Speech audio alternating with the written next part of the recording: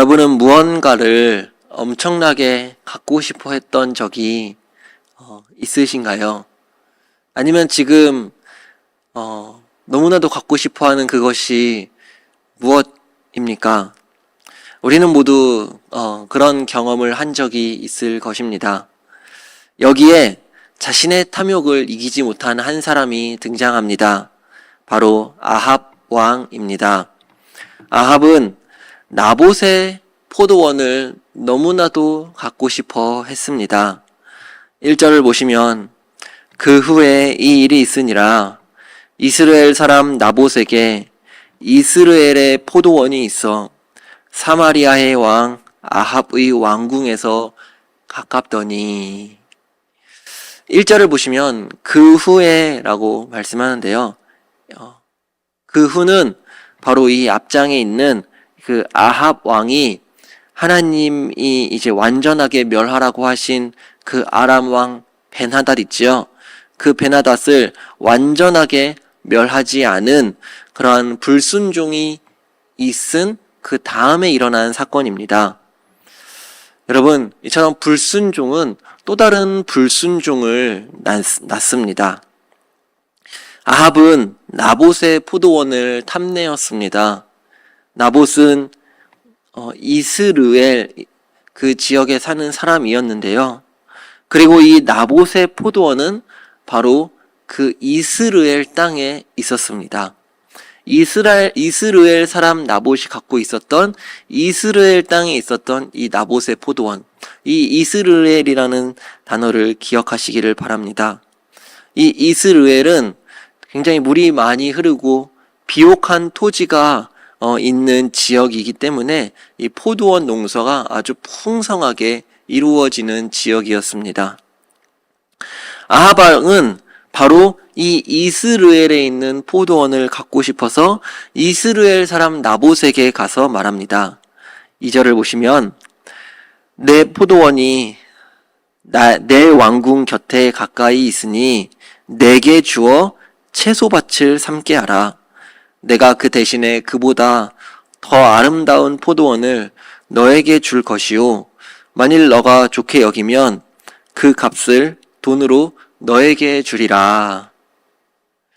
사실 아합 왕은 이 나봇의 포도원을 강탈하려고 한 것이 아니에요. 정당한 대가를 주고 그 포도원을 구매하려고 했던 것이지요. 그러나 나봇은 이것을 거절합니다.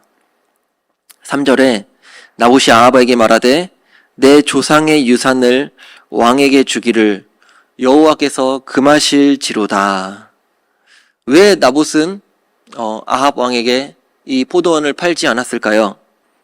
바로 하나님의 율법 때문입니다. 하나님의 율법에 조상에게 물려받은 이 땅을 다른 이에게 양도할 수 없도록 하나님께서 금지해 놓으셨기 때문입니다. 신명기 19장 14절에 보시면 내 하나님 여호와께서 내게 주어 차지하게 하시는 땅, 곧 너의 소유가 된 기업의 땅에서 조상이 정한 내 이웃의 경계표를 옮기지 말지니라 라고 말씀하고 있거든요. 이 이웃의 경계표는 이 땅에 구역을 정해 놓은 거예요. 그 구역을 옮기지 말라라고 하나님께서 명령하셨어요. 하나님이 정해주신 각 지파에게는 각자의 기업이 있었습니다. 그리고 이 기업을 사람의 뜻대로 함부로 옮길 수 없었습니다. 이것이 바로 이스라엘의 하나님이 정해놓으신 토지법입니다. 아합은 아무리 많은 돈이 있었지만 그 아무리 많은 돈을 이스라엘 사람 나봇에게 줄지라도 하나님의 사람 나봇은 이 땅을 아합에게 줄 수가 없었던 것이지요. 경건한 나봇의 대답을 들은 이 탐욕스러운 아합의 마음을 보십시오. 아합은 굉장히 불쾌하였습니다. 4절을 보시면 아합이 근심하고 답답하였다라고 말씀하는데요. 여기서 이 답답하다라는 단어의 뜻은 분노가 치밀어 오른다라는 그런 뜻이에요. 아합은 굉장히 화가 났습니다. 왜냐하면 자신의 생각대로 되지 않았기 때문이지요. 여러분, 갖고 싶은 것을 갖지 못했기 때문입니다. 아합은 돈이면 다 될 줄 알았어요. 자기가 많은 돈을 주고 혹시라도 나봇이 더 돈을 원한다면 더 돈을 줄 의향도 있었어요. 돈이면 다 될 줄 알았는데 안 되는 거예요. 하나님은 제10계명에 내 이웃의 집을 탐내지 말라라고 말씀하십니다. 여러분, 우리는 내 뜻이 하나님의 뜻에 막힐 때 화를 내는 것은 결코 옳은 태도가 아닙니다. 여러분, 살아가다 보면 하나님의 뜻과 내 뜻이 이렇게 상치되어질 때가 있어요.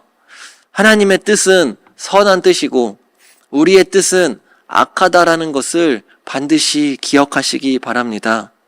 그래서 우리는 이렇게 하나님의 뜻과 나의 계획이 반대될 때에는 때로는 잠잠해야 할 필요가 있습니다. 그리고 하나님 말씀에 순종해야 합니다. 그러나 아합은 자신의 뜻대로 되지 않자 근심하며 분노를 품었습니다. 아합이 얼마나 분노가 차올랐는지 이 밥을 먹지 못할 정도로 분노가 치밀어 올랐습니다. 그리고 이 모습을 그의 아내 이세벨이 보았지요. 이세벨은 이 포도원을 아합에게 주기로 마음을 먹습니다. 7절을 보시면 내가 이스라엘 사람 나봇의 포도원을 왕께 드리리이다. 그리고 이세벨은 꾀를 냅니다. 거짓 증거를 만드는 것이죠. 이세벨은 의도적으로 나봇을 백성 가운데 높이 이렇게 앉히는데요. 그리고 그 나봇의 앞에 2명의 불량자를 함께 앉힙니다. 그리고 거짓말을 만들어냅니다. 그 거짓말이 바로 10절인데요. 10절을 보시면 불량자 2사람을 그의 앞에 마주 앉히고 그에게 대하여 증거하기를 너가 하나님과 왕을 저주하였다 하게 하고 곧 그를 끌고 나가서 돌로 쳐 죽이라 하였더라. 이세벨의 계략은 나봇이 이 하나님과 왕을 저주했다라는 거짓말을 만들어서 그를 돌에 맞아 죽게 하는 것이었습니다. 이것은 완전한 거짓말이었지요. 하나님은 제9계명에서 이웃에게 거짓 증거하지 말라라고 말씀하셨습니다. 이세벨은 하나님의 말씀을 철저히 어겼습니다. 그리고 나봇을 결국 죽음에 넘겨주었지요.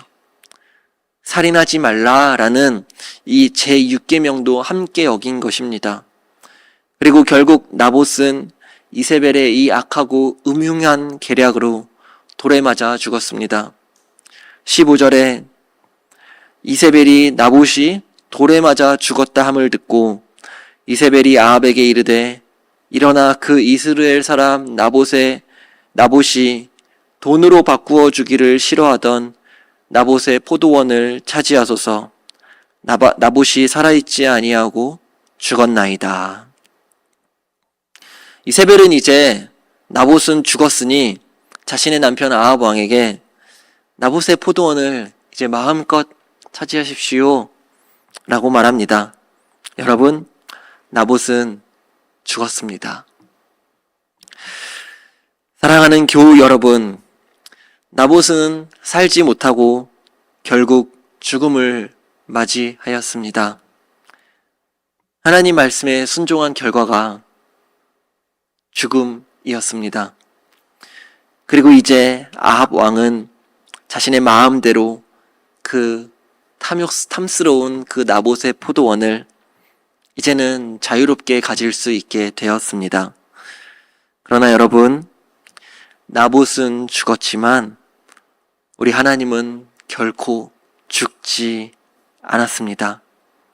나봇은 살아있지 않지만 하나님은 살아계십니다. 나봇은 더 이상 말할 수 없지만 하나님의 말씀은 영원합니다. 잠언 23장 10절에 옛 지게석을 옮기지 말며 고아들의 밭을 침범하지 말지어다. 대저 그들의 구속자는 강하시니 그가 너를 대적하여 그들의 원한을 풀어주시리라. 여러분, 강력한 이스라엘 왕 아합, 아주 돈과 권력이 풍성하였던 이 아합은 나봇의 밭을 침범하였습니다. 그러나 나봇을 구원하시는 하나님은 아합보다 강하십니다.